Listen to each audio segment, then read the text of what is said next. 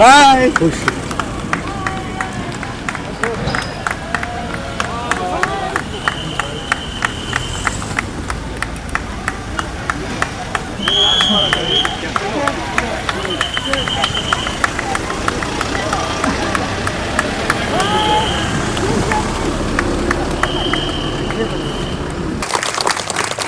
Honorable Minister Sir, felicitating the Honorable Chief Minister Sir. Honorable Minister Sir, felicitating the Deputy Chief Minister of Arunachal Pradesh.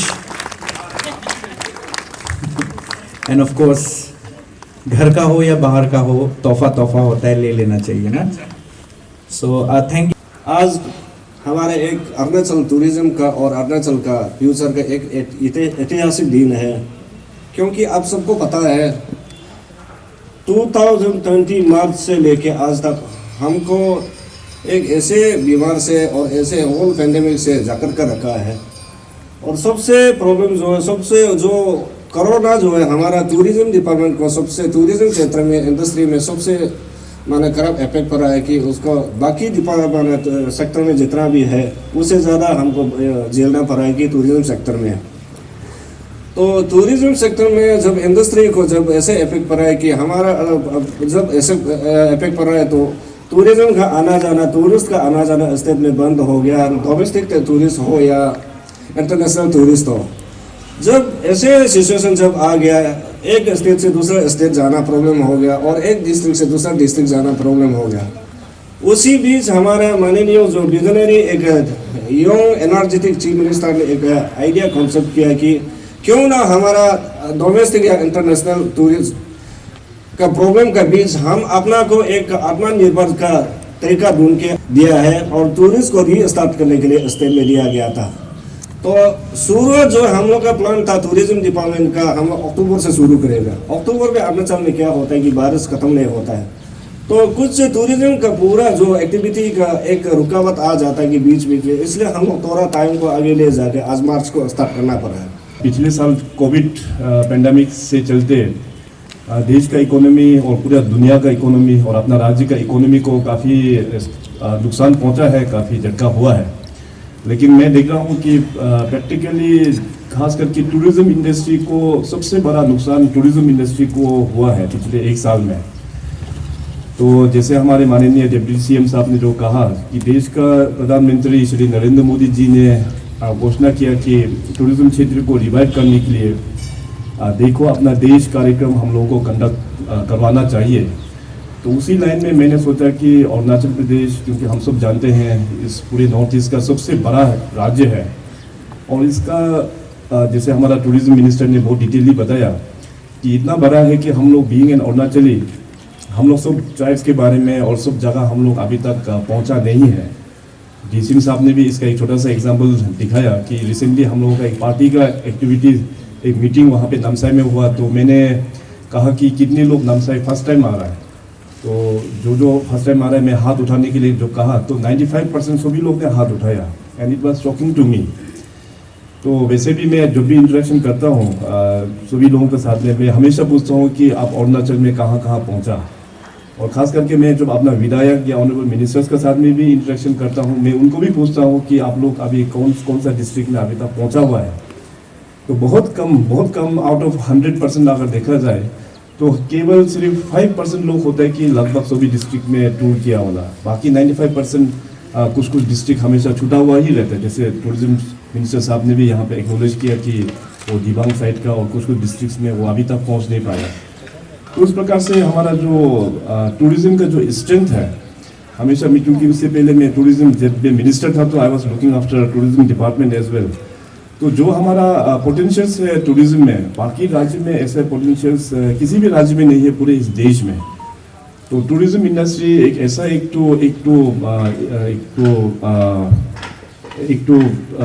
इसमें हम लोग अगर अच्छा से ध्यान दे के उसको अगर अच्छा से हम लोग इन्वेस्टमेंट करेंगे टूरिज्म सेक्टर में, तो अपना प्रदेश बहुत ही सुंदर है। और आने वाला जो दिनों में हमें पूरा उम्मीद है कि हमारा जो यंग जनरेशन जो लोग टूरिज्म में रुचि रखते हैं उन लोगों के लिए भी एम्प्लॉयमेंट जनरेशन हम लोग बहुत अच्छे तरह से हम लोग कर पाएगा।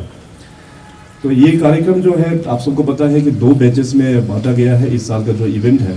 और फर्स्ट फेज में होगा आपका 3 बैच का शुरुआत होगा, 10 दिन का प्रोग्राम होगा, जैसे ईस्टर्न, वेस्टर्न और सेंट्रल सेक्टर। तो फेज़ 2 जो है अभी फिर 60 बाद में और भी रजिस्ट्रेशन करने के बाद फेज़ 2 को भी हम लोग इसी प्रकार से टेकअप करेंगे। तो इस इवेंट में खास करके मैंने कहा कि अपना जो स्टेक होल्डर्स है उन लोगों को, टूर ऑपरेटर्स जैसे स्टेक होल्डर हो गया, इसके बाद होम स्टे के लोग हो गया, ब्लॉगर्स लोग हो गया, आप लोग पूरा टूरिज्म का स्टेक होल्डर्स है। तो इस कार्यक्रम में मैंने कहा कि सबसे पहले टूर ऑपरेटर्स और आप सबको जुड़ना बहुत ज़रूरी है, क्योंकि आप लोग इस कार्यक्रम में अभी मान लीजिए कि हमारा वेस्टर्न साइड में अभी आप लोग जो डेलीगेट्स वहाँ जाएंगे तो वहाँ का जो लोकल टूर ऑपरेटर्स है, वहाँ का लोकल जो होम स्टेस है, उनका साथ में भी आपका इंटरेक्शन होगा। और टाई अप आप लोग बिजनेस टाई अप भी B2B जो बिजनेस मॉडल होता है उसको भी आप लोग डेवलप कर पाएंगे। उसी प्रकार से सेंट्रल में भी होगा और ईस्टर्न साइड में भी होगा। तो आपस में भी आप लोगों का एक बॉन्डेज होगा, आपस में आपका एक बिजनेस डील भी हो जाएगा। हमें उम्मीद है कि बहुत सारा टूर ऑपरेटर्स अरुणाचल को आप लोग भी नहीं देखा होगा, हमें 100% श्योर है। तो इस कार्यक्रम के माध्यम से अरुणाचल का जो पहचान है, हमारा जो रिच कल्चर है, डाइवर्सिटी जो है, सबसे पहले टूर ऑपरेटर्स को जानना बहुत ज़रूरी है। और आज के इस इवेंट से मैं डिपार्टमेंट ऑफ टूरिज्म को ये गाइडेंस भी देना चाहेगा, अपना सजेशन, कि बाहर से टूरिस्ट हम लोग अरुणाचल प्रदेश में अभी धीरे धीरे कोविड का सिचुएशन जब कंट्रोल हो जाएगा तो काफ़ी टूरिस्ट यहाँ आएंगे। तो मैं चाहता हूँ कि जब टूरिस्ट जब आएंगे तो वो लोग जब कुछ जगह देखने के लिए जाता है या कुछ हिस्टोरिकल प्लेस जाता है या अपना कल्चर के बारे में जब पूछते हैं, तो हमारा जो टूर गाइड जो होता है he should be well equipped with knowledge. तो मेरा टूरिज्म डिपार्टमेंट को ये सजेशन होगा कि जितने भी जो आपका डिस्ट्रिक्ट बेस में जो डिस्ट्रिक्ट टूरिज्म ऑफिसर होता है या PIOs जो होता है, उनको अपना डिस्ट्रिक्ट लेवल में सब जो लोकल जो गाइड होता है उनको अच्छा तरह से ट्रेन करना बहुत ज़रूरी होता है। क्योंकि इस तरह का जो इंसिडेंट है हम लोग भी जब कहीं दूसरा जगह जब जाते हैं एज एन टूरिस्ट, तो हम लोग को भी फेस करने को मिलता है। तो जनरली हम लोग जब जाते हैं तो एक गाड़ी हायर करते हैं, वो गाड़ी हायर करने के बाद वो ड्राइवर ही हम लोगों का टूर गाइड हो जाता है। और वो ड्राइवर जो है कुछ कहानी बिल्कुल जो लिंक नहीं वाला कहानी भी उल्टा सीधा बोल के फिर वापस लेके आ जाता है। तो ये इस प्रकार का टूरिज्म हमारा प्रदेश में होना नहीं चाहिए, क्योंकि हमारा प्रदेश जो है हिस्टोरिकली भी हम लोगों का काफ़ी रिच है, कल्चरली भी हमारा काफ़ी रिच है। तो मिस इन्फॉर्म करके हम लोग टूरिस्ट को यहाँ से नहीं बेचना चाहिए। तो मेरा ये सजेशन होगा कि सारी DTO और TIOs को इसको ऊपर में अपना लोकल यूज़ को ट्रेन करना बहुत ज़रूरी है। IHM गुवाहाटी, IHM शिलोंग और FCI नौगांव में, तो वहाँ पे हॉस्पिटलिटी का टूरिज्म का ट्रेनिंग लेके वापस आके वो इंडस्ट्री ज्वाइन करते हैं। उसी प्रकार से चीफ मिनिस्टर्स पर्यटन विकास योजना, आप सबको पता है कि ये एक सब्सिडी, एक वैल्यू एडेड सब्सिडी एक स्कीम है जिसमें हम लोग होम स्टेज को हम लोग प्रमोट करते हैं और एडवेंचर टूरिज्म को हम लोग प्रमोट करते हैं और रेस्टोरेंट और फूड कोर्ट्स को भी हम लोग इस कार्यक्रम के माध्यम से प्रमोट करते हैं। अभी तक जो रिपोर्ट दिया है टूरिज्म डिपार्टमेंट ने, होम स्टे में कुल मिला के 200 बेनिफिशरीज को फ़ायदा पहुंचा पाया। एडवेंचर टूरिज्म में करीबन 200 लोगों को इसका बेनिफिट मिला और बेकरी और रेस्टोरेंट को करीबन 100 बेनिफिशरीज को इस कार्यक्रम के मुताबिक बेनिफिट मिला है। इसके अलावा फिर chief ministers advance certificate course भी हम लोग ने लॉन्च किया है, जिसमें कुल मिला के 225 बेनिफिशरीज को इसका ट्रेंड बेनिफिट मिला है। इसका हम निमास के साथ में टाई अप करके लोकल लोगों को वहाँ पे एडवेंचर टूरिज्म में वहाँ पे ट्रेनिंग में हम लोग भेजते हैं। तो कुल मिला के अगर अरुणाचल को तुलना किया जाए इन टूरिज्म सेक्टर, हमारे पास हिस्टोरिकल प्लेस भी है, हमारे पास सीनिक ब्यूटी भी है, हमारे पास कल्चरल डाइवर्सिटी भी है, हमारे पास एनवायरनमेंट का जो यहाँ पे है हमारा बिगेस्ट जो स्ट्रेंथ है, it is more than 80% forest coverage और वाइल्ड लाइफ है हमारे पास। ऑर्किड्स का वैरायटी मोर देन 600 है हमारे यहाँ पे। हमारे यहाँ बर्ड्स का इतना सारा वैरायटी है। तो अरुणाचल जैसे इतना कंपोजिट एक स्टेट टूरिज्म क्षेत्र में और बाकी राज्य में हम लोग को भी ये मिल ही नहीं पाएगा। So I think with the initiative of this programme देखो अपना प्रदेश, इस इनिशिएटिव से आने वाला दिनों में सबसे पहले तो अपना लोगों का जो लोकल गाइड, जो लोकल टूर ऑपरेटर्स है, आप लोगों का माध्यम से हमारा जो लोकल अरुणाचल प्रदेश के जितने भी लोग हैं उन लोगों को अपना अलग अलग डिस्ट्रिक्ट्स में जो खूबियाँ हैं उसको देखने के लिए हम लोगों को मौका मिलेगा, हम ये ज़रूर उम्मीद करते हैं।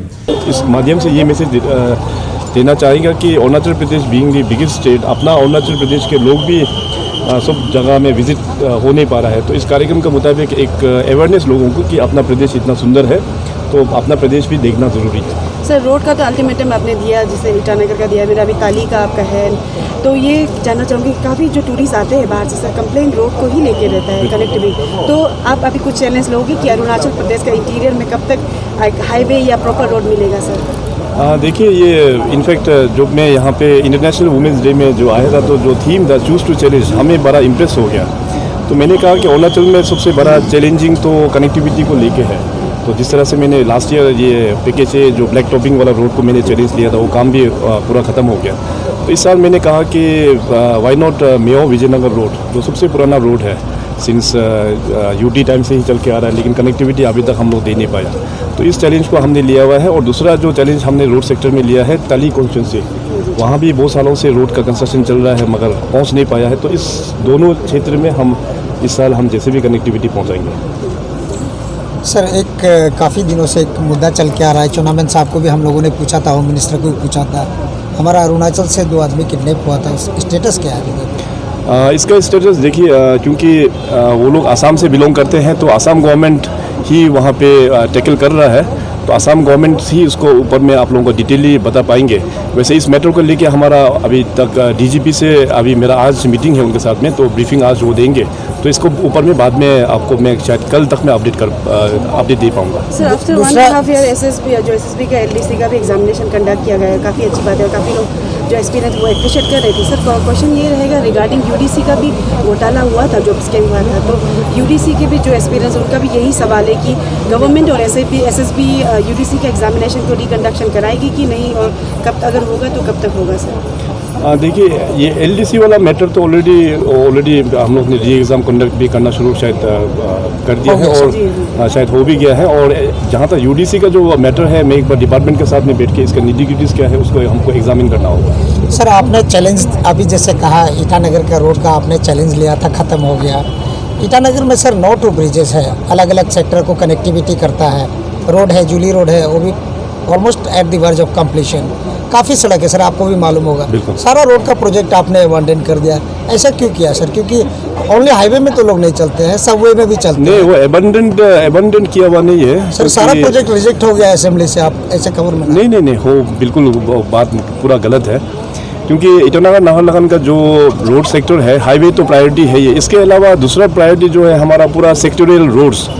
तो मैंने डिपार्टमेंट को डायरेक्शंस दिया है कि बाय 2024 और ईटानगर और नाहरलगुन का जितना भी जो सेक्टोरियल रोड्स है उसको पूरा हम लोग बना के दे देंगे और फेज वाइज करके हम लोग फंडिंग भी रखा हुआ है। तो इस साल अभी लास्ट टाइम का भी टेंडर हो चुका है, बहुत सारा सेक्टोरियल रोड्स में अभी काम भी शुरू हो गया है। क्योंकि ये ईटानगर नाहरलगुन जो ट्विन कैपिटल है वो सब ट्राइब्स का है, सब ट्राइब्स का लोग यहाँ बसते हैं यहाँ पे।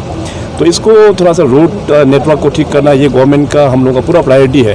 तो आने वाला दिनों में देखिए आप रोड सेक्टर में काफ़ी इम्प्रूवमेंट आपको दिखाई देगा। सर सेक्टर रोड जैसे आपने कहा सर, इसमें जो क्वालिटी का बहुत सर क्वेश्चन आ रहा है। जितने भी सीसी पेमेंट जो किया है सर वो इसका क्वालिटी इतना ख़राब है कि एक हफ्ता के बाद, एक महीना के बाद धूल निकलना शुरू करता है। तो सर आप कैसे इंश्योर करेंगे? देखिए क्वालिटी चेक करना ये डिपार्टमेंट का अपना उस डिपार्टमेंट का रिस्पॉन्सिबिलिटी होता है। तो मेरा ओर से जितने भी आज यहाँ पे मीडिया पर्सन्स आप लोग जो मौजूद है, क्योंकि media is the 4th pillar of democracy, तो आपके ज़रिए से हम लोगों का ग्राउंड में क्या काम हो रहा है नहीं हो रहा है आप लोगों का माध्यम से ही पता चलता है। You are the eyes and ears of the people and of the government also. तो आप लोगों को भी हम रिक्वेस्ट करना चाहेगा कि जहाँ जहाँ क्वालिटी अगर कॉम्प्रोमाइज़ हो रहा है तो उसका रिपोर्टिंग आप लोग ज़रूर कीजिएगा। और आजकल तो डिजिटल टेक्नोलॉजी का ज़माना है, आप सब लोगों के पास में ट्विटर हैंडल है, तो हमारा को भी CMO को भी उसमें हैंडल में हमको टैग कर दीजिए और हमको पर्सनली भी उसमें टैग करके आप लोग सोशल मीडिया में डाल दीजिए, ताकि मैं डिपार्टमेंट के साथ में इसको केस टू केस बेसिस में हम फॉलोअप ज़रूर करेंगे। सर काफ़ी लोगों का एक रिक्वेस्ट है और प्रार्थना भी कर रहे हैं सर, रिक्वेस्ट के साथ में प्रार्थना कर रहे हैं स्टेट गवर्नमेंट को, कैपिटल एडमिनिस्ट्रेशन को और हाईवे डिपार्टमेंट और PWD को कि अंडरपास बन रहा है, काफ़ी ज़ोर शोर से बन रहा है, थोड़ा सा समय लगेगा, बरसात हुआ तो एक्सटेंशन भी हो सकता है क्योंकि मौसम ख़राब होगा तो काम नहीं होगा। एट द सेम टाइम नीति विहार का जो बाईपास है और आपका घर का सामने से जो बाईपास जाता है, एटलीस्ट काफ़ी जगह गड्ढा हो गया सर, गाड़ी ऑलमोस्ट शिव मंदिर जो आपके घर के सामने वहाँ ऑलमोस्ट गाड़ी एक्सीडेंट होने शुरू हो गया, तो उसको आप रिपेयरिंग कब करेंगे? नाहरलगन निर्जुली बंदरदुआ रोड का भी ऑलमोस्ट हालत बहुत ख़राब है। ठीक है, टेंडर पास हो गया लेकिन थोड़ा सा तो समय लगेगा, तो me at the same time people want some relax. हाँ बिल्कुल, ये बात सही है। अभी देखिए गवर्नमेंट ने ऑलरेडी जहाँ जहाँ आपने जो सेक्टर्स जो बताया हुआ है वहाँ में लगभग सभी कामों का टेंडर अभी हो चुका है। तो टाइम तो लगेगा क्योंकि एक रात या एक दिन में बनने वाला काम तो नहीं है इसमें, तो थोड़ा सा पेशेंस होना भी ज़रूरी है। तो मैं डिपार्टमेंट को और भी इंस्ट्रक्शन दूंगा कि जितना जल्दी हो सके इस काम को फास्ट ट्रैक में डालने के लिए। टूरिज्म में आपका अपना लोकल के हिसाब से अपना देखो, अपना प्रदेशी पर्स इनिशिएटिव है हमारा चीफ मिनिस्टर, माननीय चीफ मिनिस्टर के द्वारा उसका एक सोच था कि टूरिज्म में पेंडेमिक के कारण से टूरिज्म इंडस्ट्री को इतना इफेक्ट पड़ा है कि हमारा इंटरनेशनल टूरिज्म बंद हो गया और डोमेस्टिक टूरिज्म भी बंद हो गया। तो बीच में क्या होता है कि हम लोग सरकार का तरफ से चीफ मिनिस्टर ने सोचा कि प्लान बनाया कि हम क्यों ना हमारा लोकल टूरिज्म को एक्टिवेट करें। और उस पर क्या होता है कि लोकल टूरिज्म के एक्टिवेट होने के कारण जो है अपना देखो अपना प्रदेश का अंतर्गत अब टूर ऑपरेटर को काम मिलेगा और होम स्टे में काम आएगा और ब्लॉगर को काम आएगा और जितना भी टूरिस्ट इंडस्ट्री में जुड़ा हुआ है उसका एक्टिविटी शुरू हो जाएगी। इसलिए ये देखो अपना प्रदेश लोकल ये बनाया है। और एक है कि अरुणाचल इतना वास्ट है, इतना लार्ज स्टेट है, पॉपुलेशन बहुत कम है। हमने पहले भी कहा है कि बहुत से ऐसे लोग हैं कि अरुणाचल का पर जो डिस्ट्रिक्ट हेडक्वार्टर को भी पता नहीं है, उसको बॉम्बे या दिल्ली कहाँ है पूछने से पता होता है लेकिन खुद को पता नहीं। तो अरुणाचल एक मेजर 26 ट्राइब है और मोर देन 100 सब ट्राइब है। एक तो दूसरे को जानना, टूरिज्म को एक्टिविटी को आगे बढ़ावा देने से नहीं होगा, खुद को आगे जानना पड़ेगा। तो इसलिए हम लोग सरकार जो चीफ मिनिस्टर के इनिशिएटिव से ये शुरू किया है कि सबसे पहले अपना अरुणाचल को जाने हैं और यहाँ का रीति रिवाज कैसे एक दूसरे को जान के अरुणाचल को आगे बढ़ाना है कि जब तक डिफरेंस रहेगा आगे नहीं बढ़ेगा। ये प्रोजेक्ट जहाँ तक आप पब्लिक डिलापिडेटेड या स्टॉपेज का बात कर रहे हैं उसमें ऐसे होता है कि सेंट्रल जो स्पॉन्सर स्कीम जो है उसमें कभी कभार ऐसे हो जाता है कि प्रोग्राम जो D-Link का हो जाता है, तो D-Link को हम कंटिन्यू करने के लिए हमारा प्रोसेस लगता है और जितना भी एसेट जो है यूटिलिटी फ्यूचर में आ सकता है उसको रिनोवेट करेगा और प्रोग्राम को आगे ले जाएगा। और जिस चीज़ को जो काम में नहीं आ रहा है 15-20 ईयर्स पहले शुरू किया था जो अबंडन भी करना पड़ेगा क्योंकि वहाँ इन्वेस्ट करके बेकार चला जाएगा। और जो ज़रूरी होगा जैसे होटल बनाने का लायक है, गेस्ट हाउस बनाने का लायक है, उसको सरकार जो है प्रायोरिटी में लेके अभी भी बनाने जा रहे हैं क्योंकि एक साल जो है कोरोना के कारण से रुका हुआ था। एयरपोर्ट तो हम लोग भरोसा करता है कि होपफुली हम लोग अपना टारगेट समय को रन कंप्लीट हो जाएगा। कुछ माना अधूरा हो सकता है लेकिन हमारा टारगेट है 2022 15 अगस्त को हम हैंड ओवर करना है। अभी जो आप जाके देखना चाहिए और कभी कभार आप लोग मीडिया जो है आपको जाके भी देखना चाहिए क्योंकि प्रोग्रेस जितना काम चलना चाहिए अभी तो हमारा नवंबर से शुरू, नवंबर से लेके आज तक जितना रनवे का पीलिंग और जितना होना चाहिए था वो माना प्रोग्रेस माना 24/7 का काम चल रहा है डबल ट्रिपल शिफ्ट में। और उससे पहले हमारा एक तो ताकि लोकल इशू जो है शिफ्टिंग का, तो शिफ्टिंग मेरा पूरा कंप्लीट हो गया और अपना स्टेट का तरफ वेरी एरिया का जितना डेवलपमेंट है, रोड हो गया, बाउंड्री वॉल हो गया, इलेक्ट्रिसिटी, वाटर सप्लाई सब आगे चल रहा है, अभी प्रोग्रेस में है। ऐसी बात तो नहीं टारगेट से पीछे नहीं चल। कोरोना का एक साल हमको हो तो उसको तो मेरा टारगेट में नहीं लिया जा सकता है, काम डिले नहीं हुआ है। हमारा फुल स्विंग काम जो है नवंबर से शुरू किया, अभी नवंबर से लेकर आज तक आप खुद भी जाके देखिए काम का जितना अचीवमेंट है, जिस तरह से हमको प्रोग्रेस होना है, खास करके रन में वो तो हमारा आगे चल रहा है। लोगों का कहना है कि नाकापनालो ऑलमोस्ट हर 1-2 सप्ताह में विजिट कर रहा है, आप उनको कॉन्सेंट्रेट कर रहे हैं ना सर?